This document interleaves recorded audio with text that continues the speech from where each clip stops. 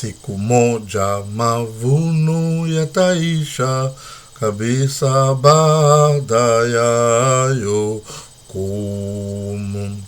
Jua litazimika siku hiyo ya mwisho, hautasikia Injili. Atakusanya ngano kwa furaha ghalania, bali makapi yote watatupwa motoni. Fiki utakuwa wapi?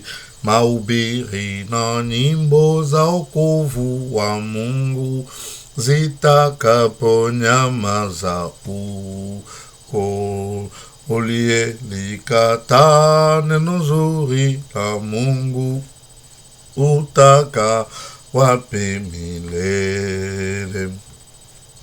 Atakusanya ngano kwa furaha ghalania, bali makapi yote watatupwa motoni. Rafiki utakuwa wapi? Mes frères et mes sœurs, bonjour.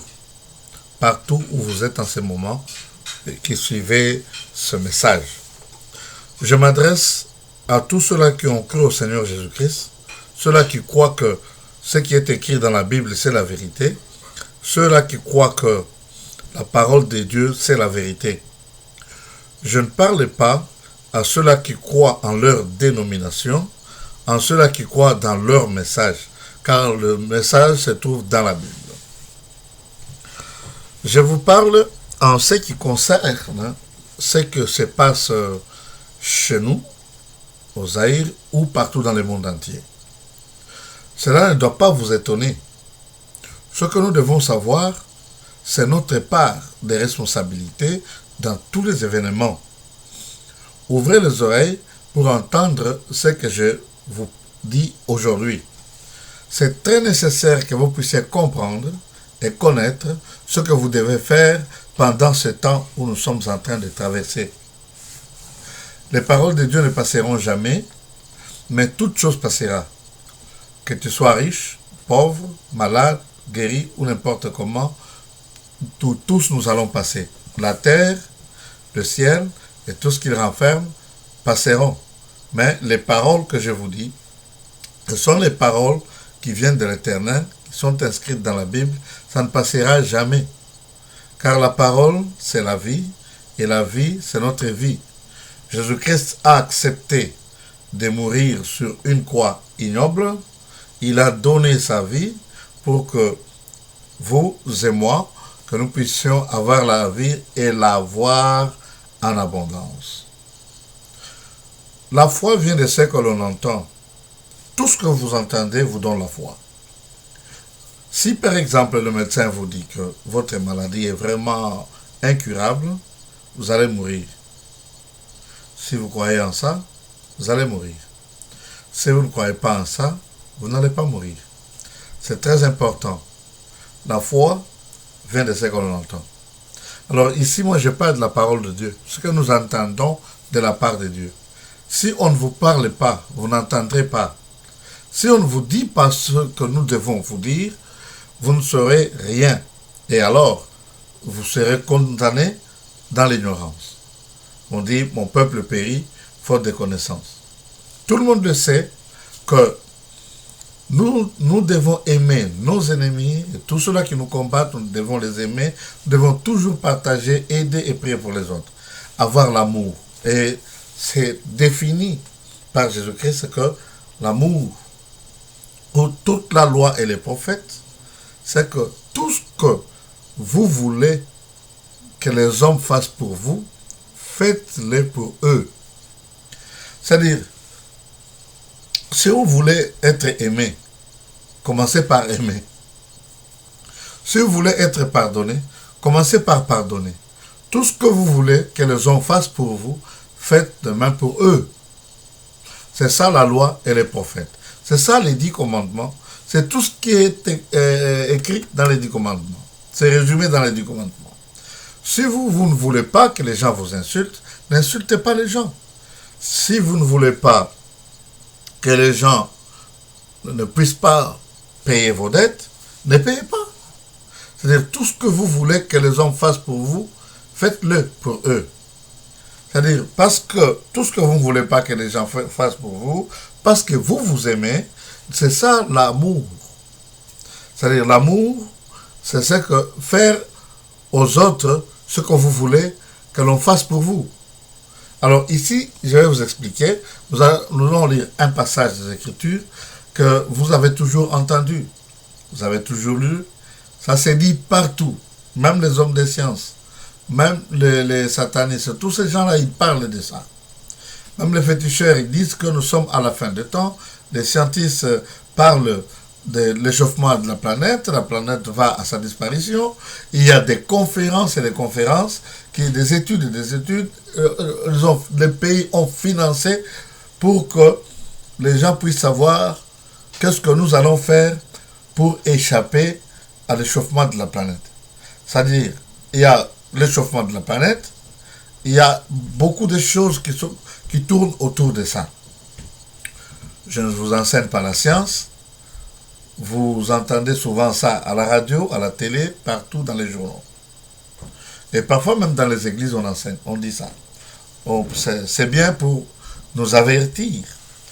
Mais ce que nous devons savoir, comme par exemple ces derniers temps, il y a la Russie qui a attaqué l'Ukraine. Qui a raison, qui a tort, il n'y a que Dieu qui sait. Mais c'est un signe. Maintenant, toute l'Europe est dans la crainte. Ils ne savent pas ce qui va se passer. Parce que les Russes ont des bombes que les autres n'ont pas. Il y a une grande bombe qui peut détruire toute la France dans quelques secondes. Cette bombe-là, les Européens l'ont baptisée Satan 2. Mais ce n'est pas Satan, c'est une bombe fabriquée par les mains d'humains. Les gens ont peur de la Troisième Guerre mondiale. Les gens ont peur des calamités naturelles. Il y a des inondations par-ci, par-là, il y a des tremblements de terre, il y a des soulèvements des peuples par-ci, par-là, il y a des phénomènes terribles. Mais nous devons avoir un œil spirituel pour lire ce que Dieu a dit pour ces temps, afin de savoir ce que nous devons faire à notre tour. Nous ne sommes pas au hasard sur la terre. Nous ne sommes pas venus pour être dirigés ou pour diriger les gens. Nous ne sommes pas venus en tourisme pour voir ce qui est sur la terre. Nous ne sommes pas venus sur la terre pour tuer, pour faire souffrir les autres, pour détourner les biens de l'État, pour détruire. Mais nous sommes venus sur la terre pour une mission que chacun de nous doit savoir. Ce n'est pas au hasard. On compare l'Église avec le corps. On dit que les membres de l'Église sont les membres du corps du Christ. Et Christ en est la tête. Et chaque membre du corps a une fonction. Si le bras, que vous voyez, n'a pas de fonction, c'est-à-dire je deviens handicapé. Le bras doit avoir une fonction et le bras doit être en fonction pour maintenir sa santé. Si je n'utilise pas mon bras, le bras va s'atrophier. Le bras va devenir de plus en plus faible. C'est-à-dire, tout celui-là qui croit au Seigneur Jésus, il est en Christ, il est membre du corps du Christ et il a une fonction dans le Christ. Les fonctions qu'on donne, ce ne sont pas les fonctions qu'on donne dans les églises que moi j'appelle les dénominations ou les synagogues modernes. On dit non, il y a un don aussi qui s'appelle nettoyer l'église, un don qui s'appelle accueillir les gens, un don qui s'appelle donner de l'argent à l'église, etc., etc. Ça, c'est pas vrai. Ça n'est écrit nulle part. Mais les dons, c'est le Saint-Esprit qui donne les dons. Il y a 3 sortes de dons. Il y a les dons des dieux, il y a le don du Christ et il y a le don du Saint-Esprit. Et c'est bien étalé dans la Bible. Le don de Dieu, c'est toi. Dieu t'a donné sur la terre pour une mission. C'est-à-dire, nous, en te regardant, nous savons que c'est un don que Dieu nous a donné. Toi, tu as un don, que tu as une mission particulière à accomplir sur la terre. Et il y a aussi ce qu'on appelle les talents, ne pas à confondre avec les dons. Les talents viennent avec les dons. Si par exemple, tu dois devenir un leader, quelqu'un qui dirige les autres, tu auras des talents qui accompagnent le don que tu as. Il y a aussi les dons du Christ. C'est écrit dans les Écritures. Le Christ a établi dans son Église, c'est-à-dire son corps, il a établi les uns comme les évangélistes, les prophètes, les pasteurs, les docteurs et les apôtres. C'est-à-dire ce sont des ministères que Dieu a mis, que Jésus-Christ a mis dans son Église. C'est-à-dire ce sont les ministères, les fonctions qui sont dans son corps. Et quand c'est lui qui doit conduire une église locale, que moi j'appelle association des chrétiens, l'association des enfants de Dieu, parce que nous, les enfants de Dieu, chacun est sauvé par Dieu individuellement. Et il n'y a que Dieu qui connaît ceux qui sont sauvés, et ceux qui se sont sauvés connaissent eux-mêmes qui sont sauvés. C'est ta conscience qui te dit que tu es sauvé ou pas. C'est ce qui t'arrive dans ta vie, quand tu pries ou quand tu ne pries pas, ce qui t'arrive témoigne à ton cœur que tu n'es pas sauvé ou que tu es sauvé. Si tu es sauvé, comment est-ce que quand toi tu fais des prières, il n'y a pas d'exaucement?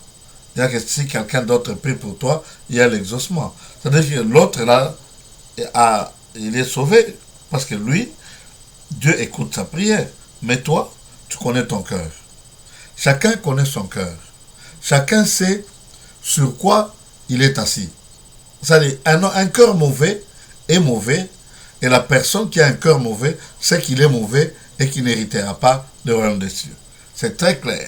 J'aimerais que vous puissiez me comprendre.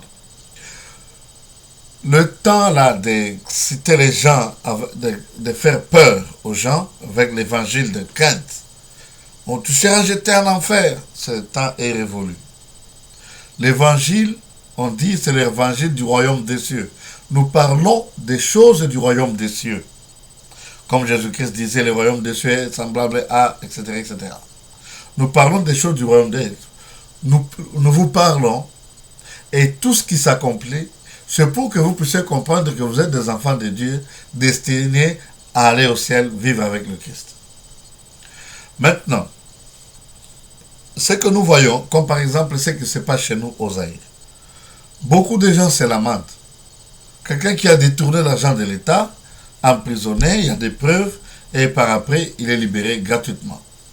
Mais ceux-là qui sont en train de lutter pour la paix, pour la justice, pour la démocratie, ils croupissent encore en prison. Ceux-là qui ont perdu leurs membres de la famille parce qu'ils ont lutté pour l'indépendance, parce qu'ils ont lutté pour la démocratie, parce qu'ils ont lutté pour la justice, ils ne sont jamais récompensés. Ne vous étonnez pas, ça c'est comme ça que le monde récompense les faiseurs de bien. Ceux qui sont mauvais, on le couronne. Je peux donner un exemple. Quand Lumumba était mort, en 1960, les amis de Lumumba ont pris les fusils. Ils sont entrés en guerre contre leur propre nation. Ils ont commencé à tuer les gens à Fizi, à Butembo, à Bunia, à Kisangani, partout là-bas. Ils ont tué les gens. D'autres sont entrés à Kolwezi, ils ont tué les gens, leurs frères à Kolwezi. Ils ont tué les gens à Dilolo, ils ont tué les gens à Moba. Ce sont des criminels. Et même chez nous, c'est bien dit, dans la Constitution, celui qui tue sera tué. C'est la loi. Je ne dis pas que c'est une bonne loi ou une mauvaise loi. C'est la loi. Et nous devons suivre cette loi. Si tu ne veux pas être puni par la loi, il faut suivre la loi. Et Dieu nous dit que il faut obéir aux autorités parce que Dieu les a établis pour que nous puissions vivre en paix. Cela étant, vous devez comprendre, et c'est très simple et très clair comme de l'eau. il y a des phénomènes qui se passent pour le moment. Il y a des gens qui se nomment des noms, ils deviennent une tribu, les Banyamulenge, et puis ainsi de suite. Mais ce que nous savons, il y a une tribu, les Banyarwanda. Et parmi les Banyarwanda, il y a ce que les autres appellent les Tutsis et ce que les autres appellent les Hutus. Mais c'est seulement une seule tribu qui a une seule langue. Si on dit une tribu, c'est-à-dire une même langue. Voilà. Maintenant, ils prennent les armes. Les tribus du Kivu, les tribus d'autres pays, les gens ressourçants d'autres pays, commencent à piller.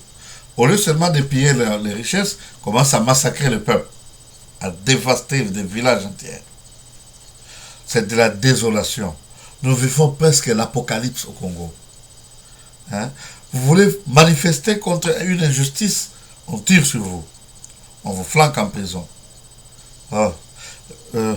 Mais ceux-là qui ont pillé et tué, ils sont en liberté, ils sont respectés, ils sont acclamés et loués. Ne vous étonnez pas, ces choses doivent arriver. Nous avons vu des éruptions volcaniques. Il y a des nations entières qui attaquent d'autres nations, comme par exemple notre pays, le Zaïre. Maintenant, c'est tous les pays de l'Est qui vont aller chez nous. Savez-vous ce qu'ils vont faire là-bas? Il y a toutes les nations de la Terre réunies en Nations Unies qui sont là-bas pendant plus de 20 ans. La guerre ne finit pas. La guerre ne fait que s'empirer. Le sang coule. Et d'une façon atroce. On mutile les gens. Ça ne peut pas nous étonner. Parce que la Bible a dit, lorsque vous verrez ces choses, que votre cœur ne se trouble point. Nous allons lire. Nous allons lire dans Matthieu chapitre 24, à partir du verset 5. Non, à partir du verset 4. Il est dit ceci. Jésus leur répondit, prenez garde que personne ne vous séduise. Qu'est-ce que cela veut dire? Il ne faudrait pas qu'une personne vous trompe. Parce qu'il y a beaucoup de gens qui sont rusés, ils peuvent se mettre dans des dénominations, dans des églises, un peu partout. Ils ont la verve oratoire, ils ont la facilité de langage, ils ont l'art de convaincre les gens. Nous en avons vu, ce ne sont pas des prédicateurs. Même à l'école, les professeurs d'histoire, les professeurs de géographie, quand ils enseignent, vous vivez les événements qu'ils vous racontent. Ça, en comprenant ces choses, nous comprenons qu'il y a toute une foule de docteurs que le diable a formés et qui sont en train d'égarer les gens. Mais nous savons que nous avons une ligne de conduite et notre constitution, c'est la Bible. Les dénominations, ce que moi j'appelle les dénominations, ce sont les instruments du diable pour diviser ceux-là qui sont enfants de Dieu. Quand quelqu'un dit qu'il est catholique, c'est-à-dire qu'il n'est pas protestant, il n'est pas pentecôtiste, il n'est pas branhamiste. Ce sont des divisions. Un branhamiste ne peut pas aller prêcher chez les pentecôtistes. Un pentecôtiste ne peut pas aller faire la loi dans n'importe quelle dénomination. Ce sont des divisions. Ce sont des barrières que les humains ont mis dans leur vie. Alors, ceux-là qui sont divisés, il est du diable, parce que c'est le diable qui divise. Et même les gens saillissent. Ils s'empoisonnent même. Parce que, à cause du succès, ce que les autres prennent comme succès, mais la Bible nous dit que Jésus-Christ allait des lieux en lieux, de ville en ville, de village en village, faisant le bien, guérissant les malades, chassant les démons, proclamant l'évangile du royaume des cieux. Et il récitait aussi les morts. Il dit, croyez en moi, soyez mes imitateurs. C'est-à-dire, nous allons faire comme lui. Il ne nous a pas envoyés pour créer des dénominations. Qu'est-ce que eux faisaient les apôtres? Ils se réunissaient dans leur maison. Ils prenaient leur nourriture avec simplicité, non pas avec hypocrisie, non pas avec haine. Ils rompaient le pain dans leur maison, ils faisaient des prières et c'était tous les jours. Parce que nous voyons aujourd'hui, il y a un pasteur ou quelqu'un qui est prophète ou quoi, il réunit les gens, au lieu que les gens aillent travailler, une semaine de jeûne et prière. Il faut éprouver Dieu. Bon, je ne suis pas là. Mon problème, de vous avertir. Que personne ne vous séduise. Écoutez, quand ton grand-père était né, le diable était là. Les démons étaient là. Et c'est facile que quelqu'un qui est possédé par un démon qui puisse vous dire le nom de votre grand-père. Quand vous commettez le péché, ils sont là. Mais ils ne peuvent pas vous dire l'avenir. L'avenir, c'est seulement Dieu. Un vrai prophète, c'est quand il prophétise, il dit quelque chose pour l'avenir, même s'il meurt, vous verrez ces choses s'accomplir et vous serez conscient, vous serez confident, vous saurez que c'est un vrai prophète. Parce que moi j'ai déjà vu des prophètes qui ont prophétisé à la télé, à la radio, partout dans le monde, que la femme de Bill Clinton va battre Obama. Mais c'est le contraire qui est arrivé. Bon, que personne ne vous séduise. Avec les Écritures, avec des miracles, que personne ne vous séduise. Observez seulement ce que Dieu a dit dans les Écritures. Car plusieurs viendront sous mon nom, disant, c'est moi qui suis le Christ, et ils séduiront beaucoup de gens. Écoutez, là où il y a des choses pourries, il y a beaucoup de mouches. Et ici, je vous dis quelque chose qui est très important qu'il faudrait que vous compreniez. Ce n'est pas parce que votre dénomination a plusieurs membres que vous êtes enfants de Dieu. Non. Dieu choisit, Dieu sauve une personne, pas un groupe. Dieu ne peut pas vous sauver parce que vous entrez dans telle église ou dans telle synagogue.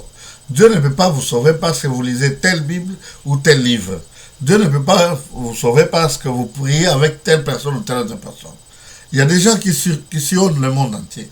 Partent aux Amériques. Oh, Dieu est là. Oh non, non, non. En Inde, il y a des miracles. Non, c'est en Chine, ainsi de suite. Dieu est avec vous. Il est en vous et il est prêt à vous aider.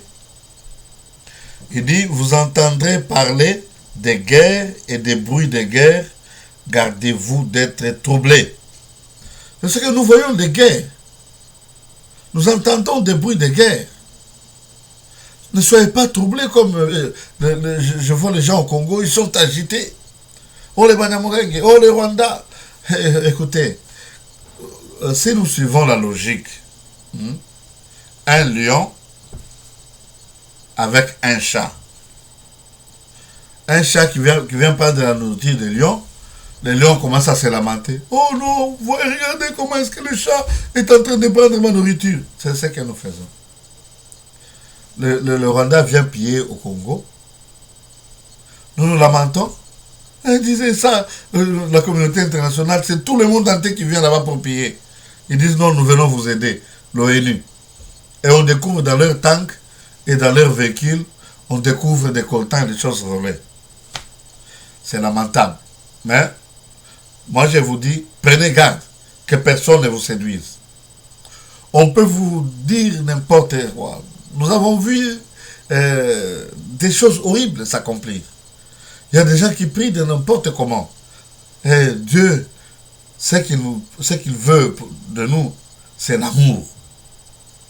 Ce que tu fais, est-ce que c'est poussé par l'amour de Dieu? Ou bien c'est poussé par la haine? J'ai vu des gens avec des bâtons, avec des machettes, avec des houes, aller chercher les ennemis. Et j'ai vu des gens dans les églises en train de prier comme s'ils avaient des fusils. Ils sont habillés comme des militaires.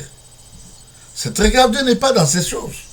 Dieu veut entrer en toi parce qu'il dit il n'est pas servi par les mains humaines et il n'habite pas dans des temples faits des mains d'hommes. Parce que vous êtes le temple de Dieu. Dieu veut habiter en vous. Et Dieu, c'est l'amour. ce qui vous pousse à faire ce que vous faites là, ça doit être l'amour. Vous demandez aux gens de donner de l'offrande. Qu'est-ce qui vous pousse à dire ça? N'est-ce pas la cupidité? C'est pas l'amour. Est-ce que vous aimez seulement vos fidèles? C'est très grave. Au lieu de les laisser aller chercher de l'argent, vous vous dites recevez. Vous allez recevoir les maisons. Bon, ils vont recevoir ça d'où? Ce n'est pas le temps d'Israël où la manne tombait du ciel. La farine ne peut pas tomber du ciel. Les beignets, les poissons ne peuvent pas tomber du ciel. Il faut aller chercher ça. Comme la Bible dit, cherche, tu vas trouver. Cherchez, vous trouverez. Frappez, on vous ouvrira. Demandez, on vous donnera. C'est ce que Dieu veut. D'abord, vous le faites spirituellement. Cherchez spirituellement en prière. Demandez à Dieu. Frappez à la porte de Dieu. Et Dieu va vous conduire à aller trouver ce que vous faites. Mais celui qui ne travaille pas, qui ne mange pas non plus. Vous ne travaillez pas. Vous êtes serviteur de Dieu à temps plein, mais tout le long de la journée, vous ne faites que regarder la télé et parler de la politique. C'est grave. Ici, on dit que prenez garde que personne ne vous séduise. Parce que vous entendrez des bruits de guerre. Ne soyez pas troublés. Car il faut que ces choses arrivent. Écoutez, c'est l'impératif. Il faut que ces choses arrivent. Nous ne pouvons pas échapper à ces choses. Les persécutions, les guerres, les bruits de guerre. Ça doit arriver. Une nation va s'élever contre une autre nation. Il y aura la cruauté, la désolation. Ça, Dieu nous a dit que ça c'est parce que le diable sait que son temps est proche, et alors il faut qu'il crée la désolation pour qu'il soit jeté en enfer avec beaucoup d'humains. Gardez-vous d'être troublés. Ne soyez pas en train de vous dire, oh, toute la ville de Kinshasa sera inondée. Mais pourquoi est-ce que vous craignez? Si vous avez la chance de fuir, fuyez. Si vous n'avez pas la chance de fuir, même si vous pleurez, même si vous chagrinez, ça ne changera rien. Ce qui doit arriver, doit arriver. C'est pourquoi même le maréchal Mobutu disait Oye Koya, Eya. C'est-à-dire que moi je dois faire ce que je dois faire. Je dois faire mon devoir. Ce qui va m'arriver, si ça m'arrive, ça doit m'arriver. Je ne peux pas empêcher cela de m'arriver. Dieu a dit, ça doit s'accomplir. Et puis, la Bible ajoute, il dit, ça ne sera pas encore la fin. Ce que vous voyez là, ce n'est pas encore la fin. C'est le début de douleur. Une nation, écoutez, ça va maintenant s'accomplir, ce que je vous dis. Une nation s'élèvera contre une nation. Maintenant, c'est plusieurs nations qui combattent contre le Congo. Il y a des troubles par-ci, par-là. Mais une nation s'élèvera contre une nation. Quand on parle de nations, on ne parle pas seulement des pays. Ce que vous appelez tribus, ce sont des nations. Quand on dit la nation juive, la nation d'Israël, c'est ce que les autres appellent la tribu. Vous comprenez maintenant? Quand on dit les Bakete, les Bampende, les Babinji, les Masalampasu, les Balamba, les Balala, les Baholoholo, les Babemba, hein, tout ça, les Baluba, les Bakongo, ce sont des nations. C'est pourquoi vous voyez, cette nation, il y a des bruits de guerre. Oh, ils viennent voler chez nous, et ainsi de suite. Et il y a aussi des pays qui veulent se combattre eux-mêmes. Ça, ce sont des bruits. Ça doit arriver. Si ça arrive, faites attention. Et il y aura en divers lieux des famines et des tremblements de terre. Écoutez, la famine ne prendra fin, ne prendra jamais fin. La famine, les souffrances vont toujours continuer. En d'autres lieux, ça sera bien. C'est pourquoi il dit que ce jour-là n'arrive pas en hiver. Que celui qui est sur le toit ne descende pas. C'est-à-dire, reste là où tu es. Dieu va te sauver là où tu es. Ce sont des phénomènes terribles. Il y aura la désolation. Les humains vont s'entre-déchirer comme des bêtes sauvages. Je vous l'ai dit en avance, parce que Dieu me l'a dit en avance, je vous en avertis. Je suis une sentinelle qui est à la porte et qui vous avertit de ce qui va arriver. Ne regardez pas au PPRD, ne regardez pas à l'UDPS, toutes ces choses vont vous décevoir. Et ça va vous amener à des tueries, à des émeutes, à des choses terribles qui vont toujours empirer la misère, la famine. Mais celui-là qui va persévérer jusqu'à la fin sera sauvé. Alors il dit ceci. Alors on vous livrera au tourment et l'on vous fera mourir. Et vous serez haïs de tous, de toutes les nations à cause de mon nom. Toutes les nations de la terre, toutes les tribus vont nous haïr. Pourquoi? Parce qu'elles diront la vérité. On dit, mais notre nation est agressée, prends la machine, va combattre, tu refuses, on te tue. J'accepte d'être tué, mais je ne peux pas les tuer. J'accepte de souffrir, de mourir de faim, au lieu d'aller tuer les gens. Je ne peux pas y aller. Je ne suis pas un militaire, Dieu m'a envoyé pour une autre mission. C'est ça l'attitude d'un enfant de Dieu. Ceux-là qui diront la vérité. Écoutez, comme ici en Occident, hein, il y a des endroits là où si vous prêchez contre l'homosexualité, on vous flanque en prison. Hein. Il y a d'autres sujets que vous ne devez jamais aborder. Quand on parle de l'égalité de la femme et de l'homme, c'est une abomination devant Dieu. Mais vous ne pouvez pas prêcher le contraire de ça. C'est ce qu'on dit, à cause de mon nom, à cause de la parole de Dieu, on va nous arrêter, on va nous mettre en prison. Les gens disent que l'évangile est partout. L'évangile n'est pas encore partout. Parce que les gens ne font jamais ce qui se trouve dans l'évangile. Hein? Écoutez, quand quelqu'un est pauvre, hein, il peut suivre la loi de Dieu.